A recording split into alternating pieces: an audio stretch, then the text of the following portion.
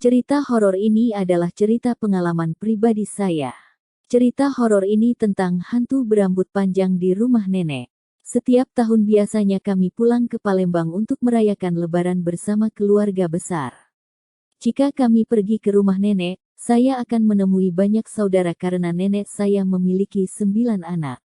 Dan tentu saja cucunya banyak dan saya sangat senang bisa berkumpul bersama-sama karena di Tangerang kami tidak memiliki banyak saudara yang dapat dikunjungi, jadi saya sangat senang jika liburan hari Lebaran dan selalu menanti-nanti untuk pergi ke rumah nenek. Rumah nenek termasuk rumah yang besar berlantai 2 dan banyak kamar kosong bekas anak-anaknya yang sudah tidak tinggal bersama lagi. Kejadian horor ini saya alami pada tahun 2019. Cerita ini terjadi pada saat malam hari di jam 8 sampai 9 malam. Ini bermula saat saya ingin pergi ke kamar mandi lalu saya seperti melihat sekilas ada orang berambut panjang. Namun, saat saya lihat dengan benar lagi, orang berambut panjang itu tidak ada. Saya sangat ketakutan dan saya langsung berlari menemui ayah saya. Ayah saya sangat berani dan mengecek kamar mandi itu, namun tidak melihat apa-apa. Ya tentu saja tidak melihat apa-apa saja, pasti hantu itu tidak ingin menampakkan dirinya. Saya sangat ketakutan untuk pergi ke kamar mandi sendiri, jadi saya selalu pergi ke kamar mandi bersama adik saya. Hal ini terjadi lagi ketika ibu saya ingin mengambil wudhu untuk salat Isya di malam hari sekitar jam 8 sampai 9 malam.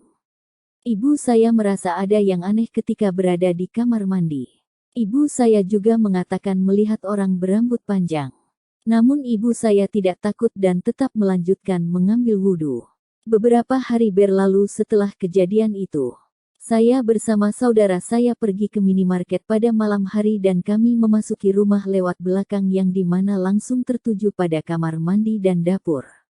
Di suatu ketika kami sedang berkumpul di dapur dan memasak bersama.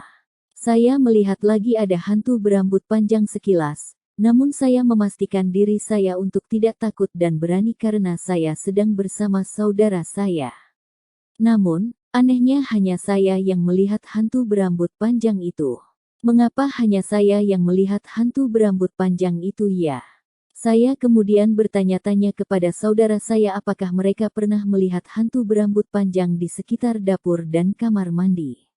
Namun, mereka menjawab tidak pernah melihatnya dan tidak mengetahui jika ada hantu yang menampakkan diri di rumah nenek ini. Saya bertanya kepada nenek saya mengapa saya dan ibu saya merasakan hal yang sama, yaitu melihat hantu berambut panjang itu. Nenek pun tidak tahu jawabannya karena nenek juga belum pernah melihat hantu berambut panjang di rumahnya. Saya sangat penasaran dengan hal tersebut, mengapa hanya saya yang melihatnya dan mengapa hantu itu menampakkan dirinya kepada saya.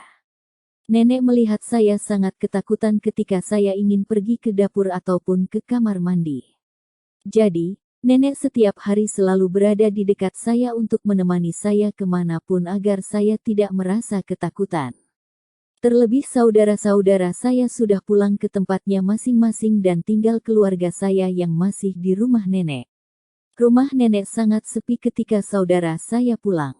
Saya selalu bersama nenek saya agar saya tidak merasa takut.